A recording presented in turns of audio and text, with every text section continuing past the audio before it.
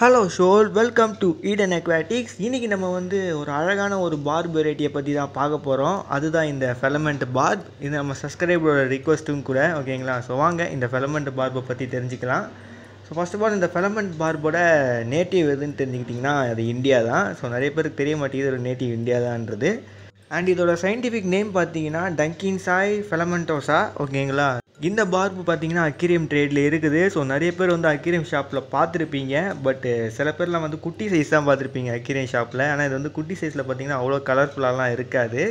இது கொஞ்சம் வளர்ந்து நல்லா மெச்சூர் ஸ்டேஜ் அடையும் போது தான் நல்லா கலர்ஃபுல்லாக இருக்கும்.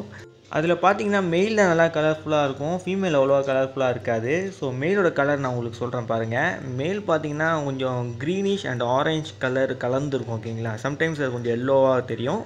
ஸோ அண்டு க்ரீன் அது மேலே அப்படியே க்ரீனிஷ் அண்ட் ஆரஞ்சு அப்படியே ஷேட் அடிச்சு விட்ட மாதிரியே இருக்கும், நல்லாயிருக்கும் பார்க்க. அண்டு ஃபீமேலுக்கும் இந்த அளவுக்கு கலர்லாம் இருக்கும், பட் அது ரொம்ப நல்லா ப்ரைட்டாக தெரியாது, மெயிலுக்கு தெரிகிற மாதிரி, ஓகேங்களா? கொஞ்சம் டல்லாக தெரியும். அண்டு இதுக்கப்புறம் இதோட டெய்லில் கொஞ்சம் அந்த ரெட் கலர் அண்டு பிளாக் நீங்கள் கலரை நோட்டீஸ் பண்ணலாம். ஸோ இந்த பார்ப்ஸ்லாம் பார்த்தீங்கன்னா கிட்டத்தட்ட வைல்டில் 7 inches வரைக்கும் வளரலாம். பட் கேப்டிவிட்டியிலன்னு பார்த்தீங்கன்னா இதால் கிட்டத்தட்ட பார்த்தீங்கன்னா 4 to 5 inches வரைக்கும் தான் வளர முடியும் கேப்டிவிட்டியில்.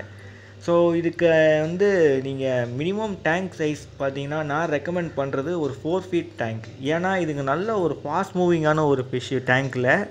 ஸோ நீங்கள் ஒரு 4 and 5 feet டேங்க்கு நான் சொல்கிறேன்னா இதுங்க நீங்கள் 2-3 வைக்கக்கூடாது.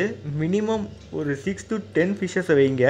ஏன்னா இதுங்க ஸ்கூலிங்காக இருக்கக்கூடிய விரும்பக்கூடிய ஒரு மீன் இது. மினிமம் 10 ஃபிஷ்ஷஸ் வைங்க, 10 to 15, ஓகேங்களா? ஒரு பெரிய ஸ்கூலாக இருந்தால் நல்லாயிருக்கும். அண்ட் டேங்க்கில் பார்த்தீங்கன்னா கீழே நீங்கள் சாண்டு இல்லாட்டி சாண்ட் கிரேவல் அதெல்லாம் போடலாம். ஸோ மெயினாக டேங்க்கில் பிளான்ட்ஸ் ஆட் பண்ணுங்கள். இந்த மீனுக்கு பிளான்ட்ஸ் கூட இருக்கிறது ரொம்ப பிடிக்கும். ஸோ டேங்க்கில் பிளான்ட்ஸ் ஆட் பண்ணிங்கன்னா அந்த பிளான்ட்ஸ் ஷேடெல்லாம் போய்ட்டு அழகாக அதுக்குள்ளே அப்படியே நீந்திட்டுலாம் போகிற மாதிரிலாம் இருக்கும். ஸோ நல்லாயிருக்கும். ஸோ ஹெவி பிளான்டடாக இருந்தால் ரொம்ப நல்லாயிருக்கும், இந்த மீனுக்கு ரொம்ப பிடிக்கும். ஸோ அதனால் அந்த மாதிரி வைங்க. அண்ட் அந்த மாதிரி வைக்கும்போது இந்த மீனுக்கும் பிடிக்கிறதுனால இன்னும் இது கலரை பாப்பப் பண்ணி காட்டும், ஓகேங்களா? அண்ட் டேங்க்கில் கொஞ்சம் ட்ரிஃப்ட்வுட் அதுக்கப்புறம் வச்சிங்கன்னா ராக்ஸை வச்சுலாம் கொஞ்சம் ஸ்கேப் பண்ணுங்கள். ஸோ அதெல்லாம் நல்லாயிருக்கும். ஸோ அதோட நேச்சர் என்விரான்மெண்ட் மாதிரி கொடுத்தீங்கன்னா இந்த மீன் ரொம்ப சௌகரியமாக ஃபீல் பண்ணும் டேங்க்கில். அண்ட் தண்ணி பார்த்திங்கன்னா நல்ல ஆக்சிஜனேட்டடாக இருக்கிற மாதிரி பார்த்துக்கோங்க. தண்ணி பியூராக வச்சுக்கோங்க. வீக்லி வாட்டர் சேஞ்ச் கரெக்டாக மெயின்டைன் பண்ணுங்கள்.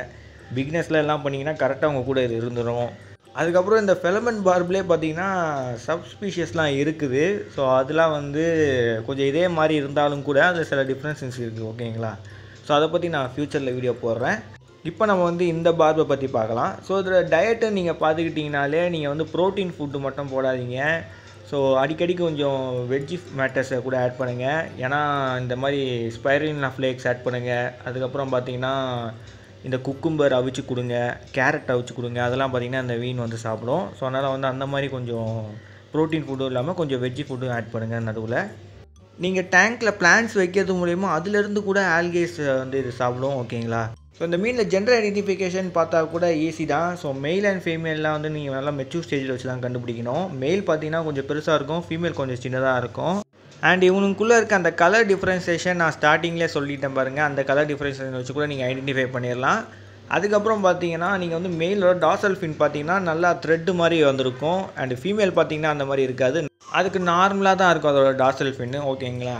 ஸோ இந்த மீனை நீங்கள் வளர்க்கணும்னு நினச்சிங்கன்னா வாட்டர் பெராமீட்டர் உங்களுக்கு தெரிஞ்சிருக்கணும். அதை நம்ம பார்த்துடலாம். முதல்ல pH லெவல் பார்த்தீங்கன்னா 6 to 7 மெயின்டைன் பண்ணுங்கள். அண்ட் வாட்டர் டெம்பரேச்சர் பார்த்தீங்கன்னா 22 செல்சியஸ்லேருந்து 26 செல்சியஸ்க்குள்ளே மெயின்டைன் பண்ணுங்கள். ஸோ இதால் 28 செல்சியஸ் வரைக்கும் டோலரேட் பண்ண முடியும். பட் 25 அதில் வச்சிங்கன்னா ரொம்ப நல்லாயிருக்கும் ஐடியலாக. அப்புறம் தண்ணி பார்த்தீங்கன்னா சாஃப்ட் அசட்டிக்காக அண்ட் அக்ளைனாக இருந்தால் நல்லாயிருக்கும். ஸோ அதனால் நீங்கள் கொஞ்சம் ட்ரிஃப்ட்வுட் அண்டு சிலில் ராக்ஸை வச்சு நீங்கள் ஸ்கேப் பண்ணிங்கன்னா அது கொஞ்சம் தண்ணி கொஞ்சம் அக்ளைனாக மாற்றும் அண்ட் அசட்டிக்காக மாற்றும் ட்ரிஃப்ட்வுட். ஸோ அதனால் அந்த மாதிரி தண்ணி எங்களுக்கு பிடிக்கும். TDS லெவல் பார்த்தீங்கன்னா நீங்கள் 100 ppmலேருந்து 300 ppmக்குள்ளே வைங்க. சாஃப்ட் டு மாட்ரேட் லெவல் கரெக்டாக இருக்கும் இந்த மீனுக்கு. ஸோ ஷோல் இந்த வீடியோ உங்களுக்கு யூஸ்ஃபுல்லாக இருந்திருக்கும்னு நினைக்கிறேன். ஸோ மறக்காம நம்ம சேனலுக்கு லைக், ஷேர், சப்ஸ்கிரைப் பண்ணுறீங்க. See you in the studio. Bye bye ஷோல்.